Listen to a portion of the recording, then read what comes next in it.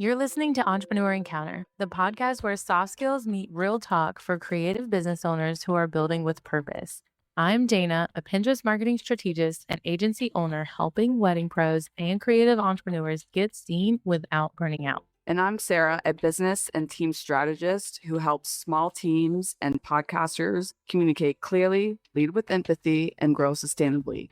Together, we're unpacking the messy, meaningful side of entrepreneurship, from boundaries to burnout, leadership to listening, so you can build a business that actually fits your life.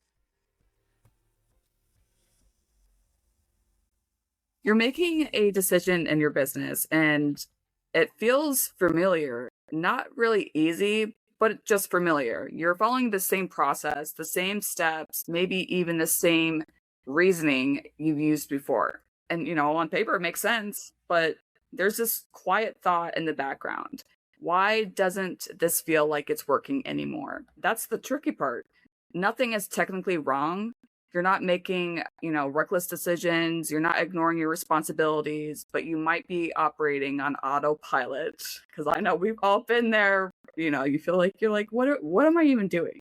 Doing things the way you've always done them without ever stopping to ask if this still makes sense. Today, we're going to unpack how assumptions like this quietly shape the way you run your business, why this is how we've always done it, quote unquote, can slowly limit your growth, and how to start questioning your decisions without spiraling into second guessing yourself. This is hitting really close to home because on my recent newsletter, I asked them to respond, and one person that reached out said she's a virtual assistant and she's helping a wedding florist, and she's been in the industry for 20 years and she's just not open to new strategies or revising strategies for the same reason. This is how we've always done it, which is great. If it's working, don't change it.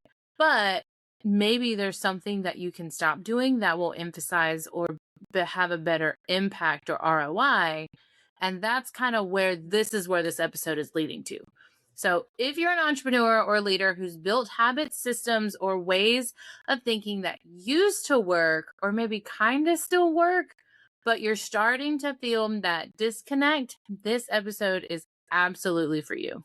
We're going to break this into 3 parts.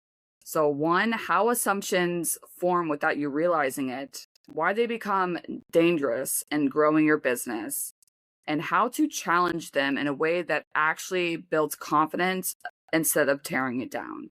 Most assumptions don't feel like assumptions. They feel like facts. They sound like, this is the best way to onboard a client. This is how I manage my team. This is how I make decisions.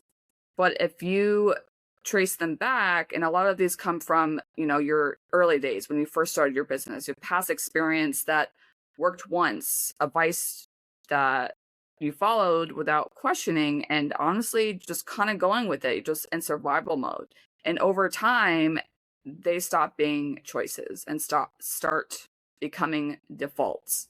Here's the shift. Just because something worked before doesn't mean it's going to work right now. Your business evolved, your capacity has changed, your goals got bigger, but your thinking, sometimes you're frozen in the earlier version of yourself.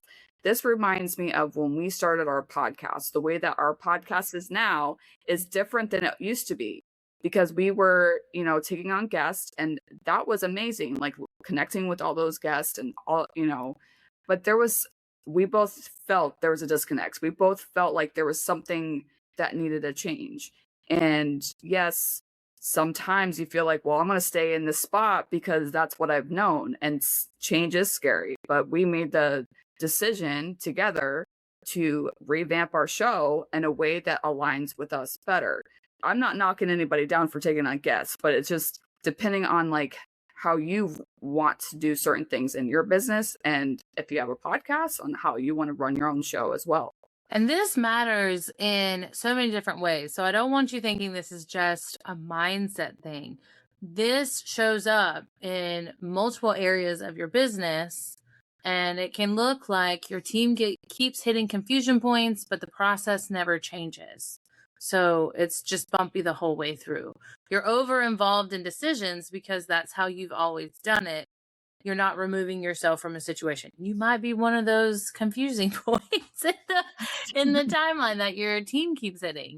Or you keep attracting the same type of client, even though you've outgrown them, you don't like working with them, some insert whatever it is.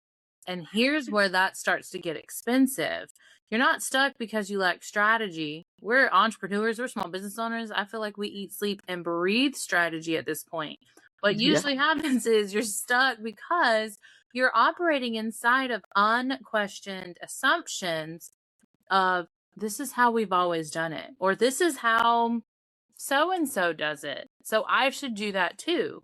And this is one of the most dangerous phrases in a growing business because it sounds stable. Well, it worked for them, it'll work for me. But it often hides inefficiency, outdated thinking, and missed opportunities that, reflect who you are and your strengths and can help you get to the next level because you're taking the time to look at why do you always do it this way?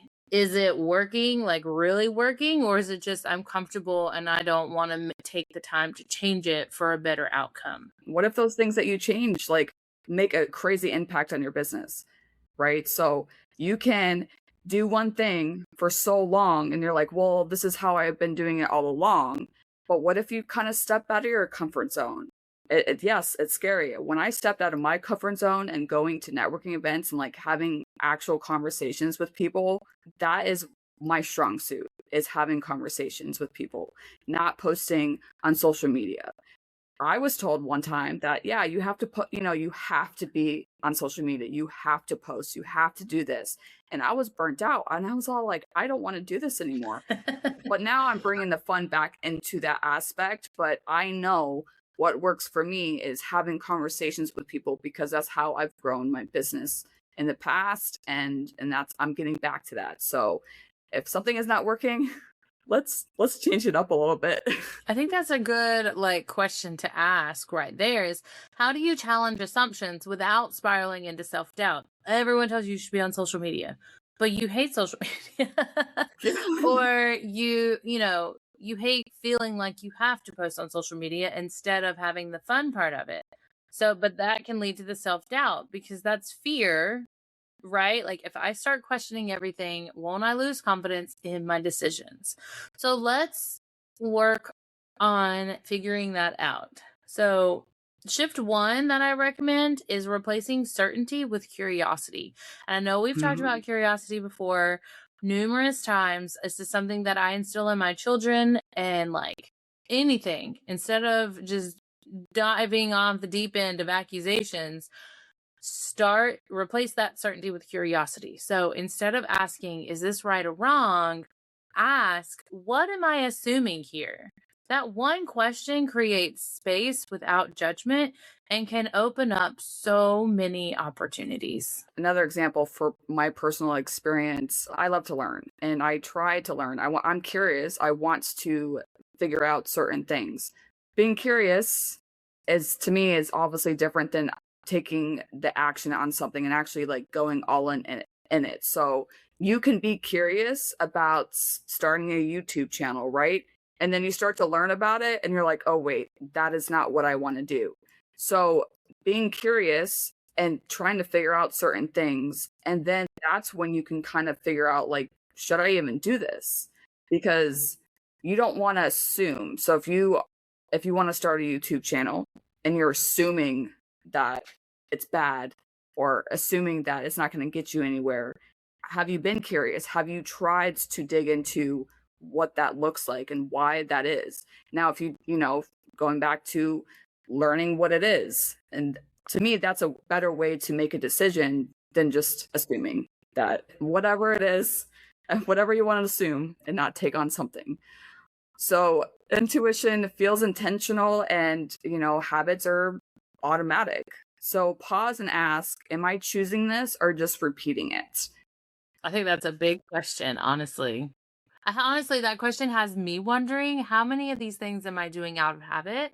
Or am I intentionally making decisions to better my visibility and my bandwidth. I feel like that's a shift that even I still am working on, because a lot of, like, we have SOPs and we have our, repeated tasks to make it easier and streamlined. But at some point, are you still choosing the right actions, or are there hiccups and you're just, habitually glazing over them because that part of the SOP is wrong and you just keep it moving because you're the only one that follows it? Who knows? Which leads us into shift number 3, which is test, but before you tear everything down. Yes, exactly. Especially with like SOPs and, habits and following a streamlined process, please do not take what we're saying as you need to burn everything down to improve it. That is 100% not the case. And I could just feel so many operations managers getting angry at the prospect of that thought. So please don't take that. Test what's working. Give that SOP that you've had for years and never tweaked to someone, a different team member. So if it is something within your operations side of things, give that SOP and have someone in your marketing side run through it and test the process. Like, they follow it step by step so that you can now see, oh, I need to tweak one step in this process, just one, or adjust how you run one of the meetings. Experiment with one decision differently. The good thing is you're not questioning your ability or your team's ability. You're just refining the approach and making sure it's up to date, still relevant, and still intuitive and growing with you, instead of, oh, this is how we've always done it, and so this is the end of that.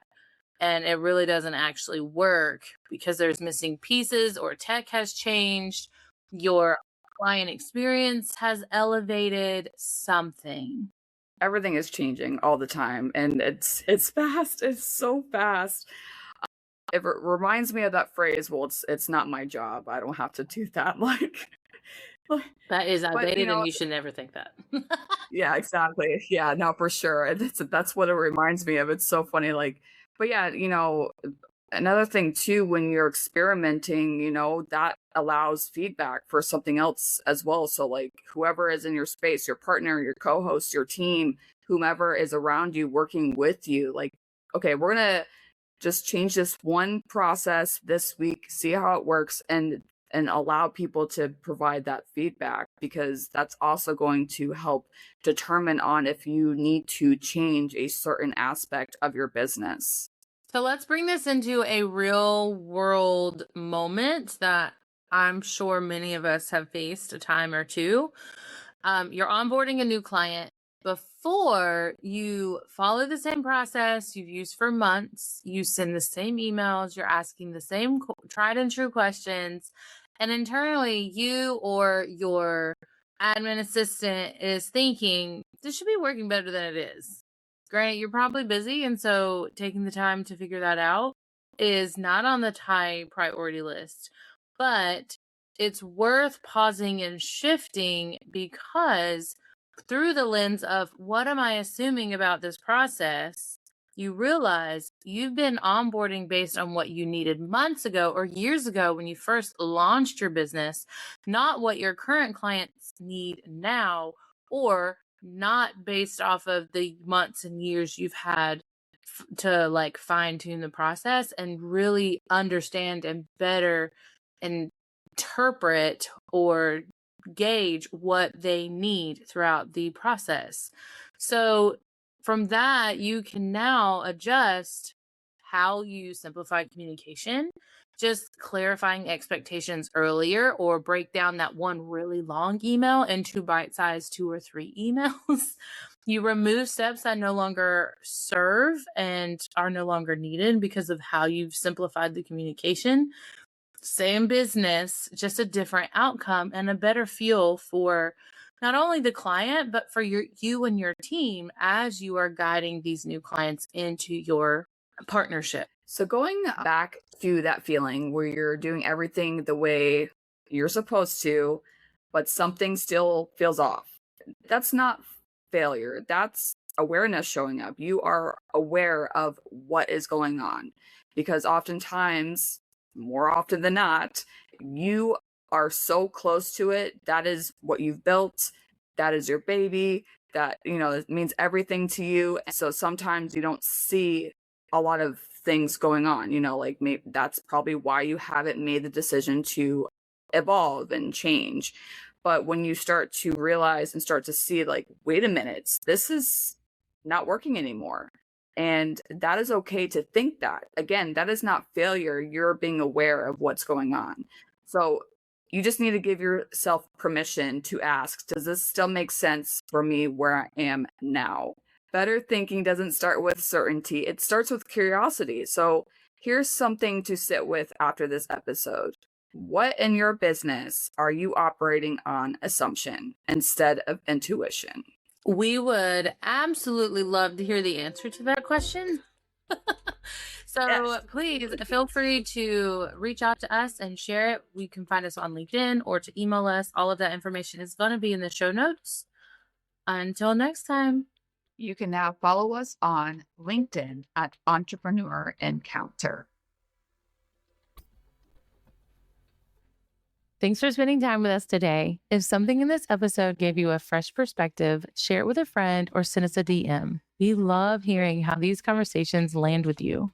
And if you're curious about how soft skills can support your next season of growth, we each have more resources to share. You can find Dana on Instagram at danas.desk.nc for Pinterest strategy and intentional marketing. And Sarah at UR Rembert for team development, business leadership, and podcast support.